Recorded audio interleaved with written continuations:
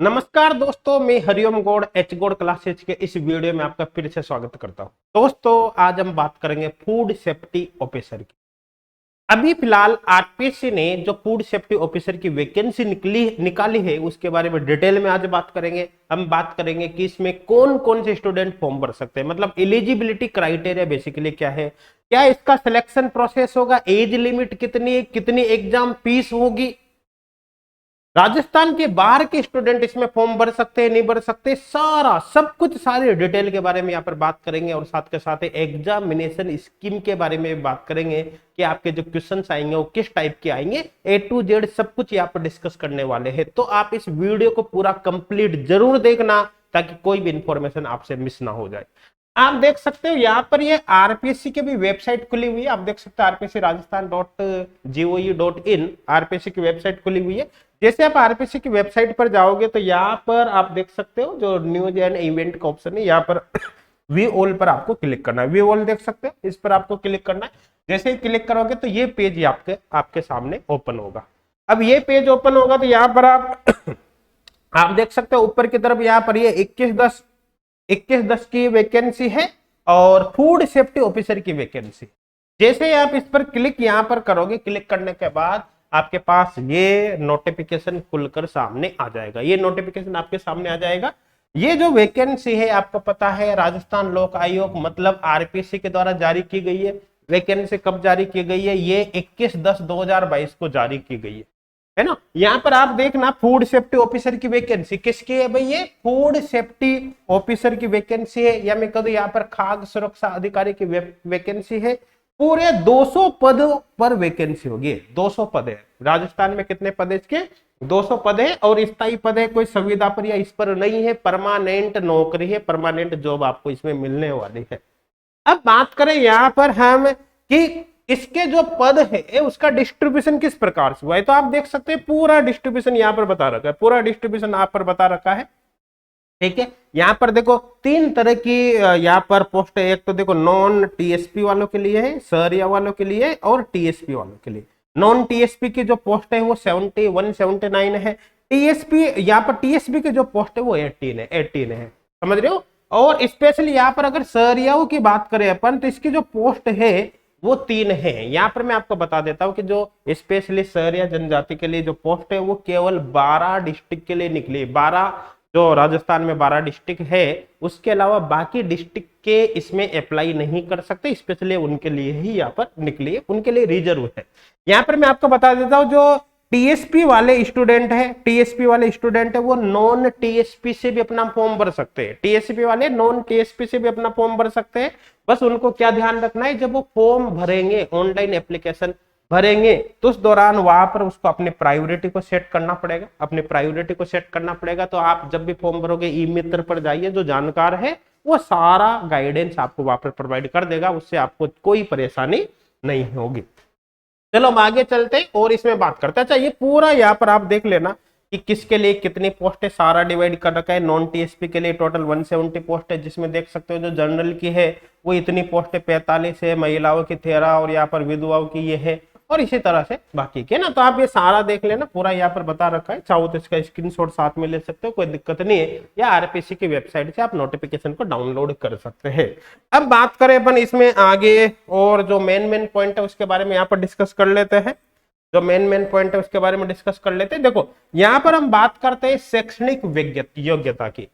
तो इसके लिए एजुकेशनल क्वालिफिकेशन चाहिए, वो क्या होगी आप देख सकते हैं। इसमें कौन कौन से स्टूडेंट पार्टिसिपेट कर सकते हैं। देखो आपकी एमएससी होनी चाहिए। अब एमएससी किसमें? देखो a degree in food technology, food technology में हो सकते हैं, डेयरी टेक्नोलॉजी में हो सकते हैं, bio technology, oil technology, agricultural science में हो सकते हैं। यहाँ पर आप देख सकते हो वेटनरी में हो सकते हैं, वेटनरी साइंस है ना, बायो केमिस्ट्री में हो सकती है, माइक्रो बायोलॉजी में हो सकती है, मास्टर डिग्री इन केमिस्ट्री, मतलब जो नॉर्मल केमिस्ट्री होती है, एमएससी जो आप केमिस्ट्री में करते हैं वो सारे स्टूडेंट इसके अंदर अप्लाई कर सकते हैं। एमएससी केमिस्ट्री आपके पास होनी चाहिए, आप इसके लिए एलिजिबल है, आप अप्लाई कर सकते हैं। डिग्री इन मेडिसिन में आप कर सकते हो, है ना। ये सारा आपके पास होना चाहिए। इनमें से कोई भी एक डिग्री आपके पास है तो आप इसके लिए एलिजिबल है। सीधा सीधा एमएससी, बहुत से मैक्सिमम स्टूडेंट के एमएससी रहते हैं, तो इजीली इसमें अप्लाई कर सकते हैं, कोई दिक्कत वाली बात नहीं है, ठीक है। या फिर इन्हीं के इक्विवेलेंट कोई डिग्री है सेंट्रल गवर्नमेंट से एसोसिएट यूनिवर्सिटी या किसी के द्वारा प्रोवाइड की गई है तो उसके द्वारा भी आप यहाँ पर अप्लाई कर सकते हो, कोई दिक्कत वाली बात नहीं है। इसमें आपको क्या है कि एक ट्रेनिंग प्रोसेस आपके पास होना चाहिए, तो उसकी अभी एक्स्ट्रा नीड नहीं है। एक्चुअली अगर वो आपके पास है फूड सेफ्टी से रिलेटेड ट्रेनिंग का सर्टिफिकेट है तो कोई दिक्कत वाली बात है नहीं। अदरवाइज जब आपका सिलेक्शन हो जाएगा तो गवर्नमेंट खुद आपको वो ट्रेनिंग करवा देगी। मतलब अभी यहाँ पर देखकर आपको ऐसा लग रहा होगा कि फर्स्ट पॉइंट होना चाहिए, सेकंड पॉइंट भी कंप्लीट होना चाहिए तब आप इसके लिए एलिजिबल हो, लेकिन ऐसा कुछ नहीं है। अगर आपकी सिंपल एमएससी है तो भी आप इसमें फॉर्म भर सकते हैं। रही बात ट्रेनिंग की, तो जब आपका सिलेक्शन हो जाएगा तो फिर गवर्नमेंट खुद आपका वो ट्रेनिंग प्रोसेस कंप्लीट करेगी प्रोबेशन पीरियड के दौरान, तो उसमें अलग से कोई भी दिक्कत वाली बात आपको यहाँ पर नहीं होगी। अब बात यहाँ पर अपन करते हैं, देखो यहाँ पर देख सकते हैं वेतन की, इसका जो पेमेंट होगा तो आप देख सकते हैं एक सेकंड लेवल की वैकेंसी, सेकंड ग्रेड की वैकेंसी देखा जाए तो, और इसका जो ग्रेड पे है वो 4200 है। मैं आपको बता देता हूँ कि प्रोबेशन पीरियड के दौरान आपको लगभग 26-27 हजार के आसपास इसमें पेमेंट मिलेगा, 26 से 27 के बीच पेमेंट आपको मिलेगा प्रोबेशन पीरियड में। लेकिन जब प्रोबेशन पीरियड आपका कंप्लीट हो जाता है तो ऑलमोस्ट इसमें 45-46 हजार या 45 से 50 हजार के आसपास आपका पेमेंट रहेगा। ये आपको मैं यहाँ पर बता देता हूँ। अब बात करें इसमें हम आयु सीमा की, तो ये जो एज लिमिट है उसकी कैलकुलेशन 1/1/2023 के अकॉर्डिंग कैलकुलेट की जाएगी, मतलब 1 जनवरी 2023 के अकॉर्डिंग। क्लियर है यहाँ तक? और आपकी जो मिनिमम एज होनी चाहिए इस डेट को वो 18 साल होनी चाहिए, और जो मैक्सिमम होनी चाहिए वो 40 साल यहाँ पर होनी चाहिए। तो ये आपको यहाँ पर देखना है। अब मैं यहाँ पर रिलैक्सेशन की भी बात कर लेता हूँ। रिलैक्सेशन की जैसे आयु सीमा में कितनी छूट दी गई है, तो आप देख सकते हो यहाँ पर कि अगर आप मेल कैंडिडेट हो, मतलब पुरुष हो, मेल कैंडिडेट हो, और अगर आप किस में आते हो, शेड्यूल कास्ट, मतलब एससी के हो, एसटी के हो, या ओबीसी के हो, एमबीसी के हो, इनके स्टूडेंट हो, या फिर यहाँ पर देख सकते हो आप ईडब्ल्यूएस के हो, इनके स्टूडेंट हो, तो आपको 5 साल का एक्स्ट्रा रिलैक्सेशन यहाँ पर मिलेगा। मतलब 40 + 5 मतलब 45 साल तक आप यहाँ पर फॉर्म भर सकते हैं। इसी प्रकार से अगर आप जनरल कैंडिडेट हो लेकिन वुमेन हो, मतलब जनरल की महिला, मतलब वो उसको भी 5 साल का रिलैक्सेशन यहाँ पर मिलेगा। लेकिन अगर सपोज करो कि यहाँ पर आप वही SC, ST, OBC, WBC, MBC जो भी है, अगर उसके आप महिला कैंडिडेट हो तो आपको 10 साल का रिलैक्सेशन मिलेगा। ध्यान देना, अगर आप OBC, MBC, ST, SC etcetera इनके फीमेल मेल कैंडिडेट है तो आपको 5 साल का रिलैक्सेशन मिलेगा। इन्हीं कैटेगरी के अगर आप फीमेल कैंडिडेट हो तो आपको 10 साल का रिलैक्सेशन मिलेगा, और जनरल कैटेगरी की फीमेल कैंडिडेट आप हो तो आपको 5 साल का एज रिलैक्सेशन मिलेगा। आई थिंक पूरी बात यहाँ पर समझ में आ गई होगी और कोई डाउट इसमें नहीं होगा। और यहाँ पर बता देता हूं, अगर आप विडो या फिर डाइवर्स कैटेगरी से हो तो अपर एज लिमिट यहाँ पर नहीं है, फिर आपकी एज कितनी भी हो आप यहाँ पर फॉर्म भर सकते हो, कोई दिक्कत वाली बात नहीं है। आई थिंक समझ में आ गया होगा, मेरे हिसाब से कोई डाउट नहीं होगा। अगर कोई और भी डाउट रहे तो आप कमेंट सेक्शन में जरूर बताना, हम कोशिश करेंगे आपके डाउट्स को क्लियर करने की, आपके डाउट्स का यहाँ पर रिप्लाई करने की। अब अपन बात करते हैं मेन पॉइंट पर यहाँ पर डिस्कस करेंगे ताकि आपको फॉर्म भरते समय सुविधा रहे। अपन बात करें सिलेक्शन प्रोसेस क्या रहेगा, क्योंकि सिलेक्शन प्रोसेस में सीधा क्या होगा कि आपका एक पेपर होगा, एग्जाम होगा, एग्जाम में एक पर्टिकुलर कट ऑफ अगर आप क्रॉस करते हो, क्वालिफाई करते हो तो आपका सिलेक्शन कर लिया जाएगा। एग्जाम होगा, एग्जाम के बाद वही डॉक्यूमेंटेशन होगा, मतलब डॉक्यूमेंट प्रोसेस होगा पूरा, वो देखा जाएगा। उसके बाद वही मेडिकल वगैरह जो नॉर्मली होता है वो होगा, कोई इंटरव्यू वगैरह कुछ भी नहीं है। एग्जाम, सिलेक्शन हुआ, डॉक्यूमेंट वेरिफिकेशन होगा, मेडिकल होगा, बस यही है, इसके अलावा और कुछ भी नहीं। समझ में आ रहा है? कोई इंटरव्यू वगैरह यहाँ पर अलग से नहीं होगा। अब बात करते हैं अपन परीक्षा का स्थान क्या होगा, तो अभी परीक्षा कहाँ पर होगी, कैसे होगी, उसके बारे में कोई इन्फॉर्मेशन नहीं है। ये आरपीएससी की वेबसाइट पर आपको आगे पता चल जाएगा। अगर परीक्षा के पाठ्यक्रम के बारे में बात करें, सिलेबस के बारे में बात करें तो इसकी अभी कोई जानकारी नहीं है। लेकिन मैं आपको बता देता हूँ, जनरली जो सिलेबस होगा वो प्रवेश जो सिलेबस होगा 2019 में जो ये वैकेंसी आई थी उसका सिलेबस ही रहेगा, अलग से नहीं होगा। और मान लो हल्का फुल्का अपडेशन हुआ तो वो हो सकता है, लेकिन ज्यादा कोई वेरिएशन नहीं आएगा। तो जो प्रीवियस सिलेबस है आप उसके अकॉर्डिंग अपने प्रिपरेशन को अभी से स्टार्ट कर सकते हैं। आप न्यू सिलेबस आने का वेट मत करना, क्योंकि न्यू सिलेबस भी आएगा तो नाम मात्र का चेंज होगा।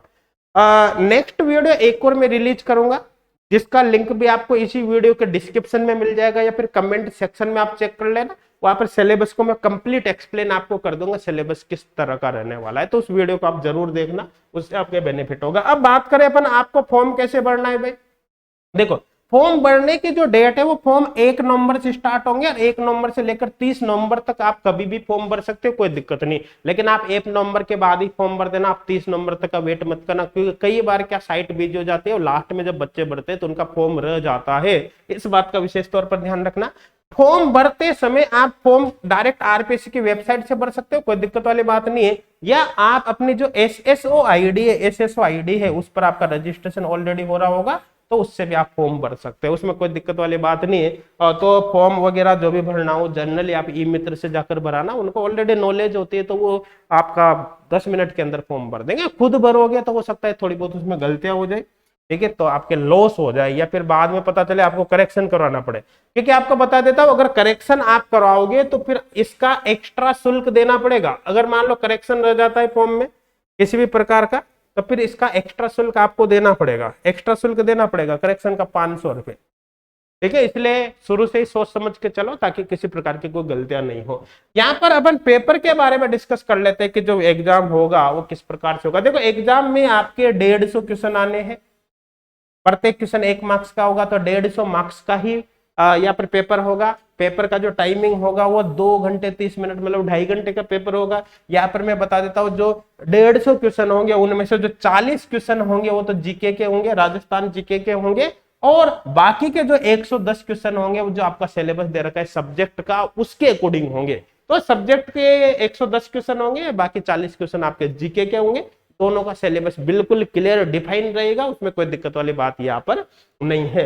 नेगेटिव मार्किंग है, अगर आप क्वेश्चन गलत अटेम्प्ट करते हो तो 1/3 नेगेटिव मार्केटिंग होगी, नेगेटिव मार्किंग यहाँ पर होगी। यहाँ पर बता देता हूं मैं आपको, 1/3 नेगेटिव मार्किंग यहाँ पर होगी, जो नॉर्मली आरपीएससी के सभी एग्जाम में होती है, जिसमें अलग से कोई खास बात यहाँ पर नहीं है। और किसी भी प्रकार का कोई करेक्शन रह जाता है तो फिर आपको 50 रुपए देकर वो करेक्शन करवा सकते हो। जब भी करेक्शन के लिए दोबारा पोर्टल ओपन होगा तब आप उसको करवा सकते हो।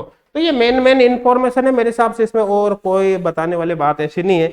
एक बात मैं आपको और बता देता हूँ, यहाँ पर फीस का, एग्जामिनेशन फीस का भी और बता देता हूँ क्या है। एग्जामिनेशन फीस का आप देख सकते हो यहाँ पर दे रखा है। देखो एग्जाम फीस है वो आप देख सकते हो 350, 250, 150 है, बस ये इतनी सी फीस है। आप यहाँ पर देख सकते हो जो सामान्य वर्ग के स्टूडेंट हो, मतलब जनरल कैटेगरी के या फिर ओबीसी क्रीमी लेयर कैटेगरी के स्टूडेंट है, उनकी फीस 350 रुपए यहाँ पर रहेगी। इसी के साथ साथ जो अदर कैटेगरी के स्टूडेंट है, जैसे नॉन क्रीमी लेयर ओबीसी के या फिर अदर कैटेगरी के जो स्टूडेंट है, उनके लिए जो फीस होगी वो 250 रुपए यहाँ पर रहेगी। अगर बात करें अपन यहाँ पर पीएच कैटेगरी के स्टूडेंट्स की, तो उस कंडीशन में फीस यहाँ पर उनके 150 रुपए होगी। और अगर बात करें अपन टीएसपी क्षेत्र के जो स्टूडेंट है, उनकी जो फीस है वो यहाँ पर 150 रुपए रहेगी ना, तो 150 से 350 के बीच में फीस वेरी करेगी, किसी में कोई दिक्कत वाली बात है ही नहीं।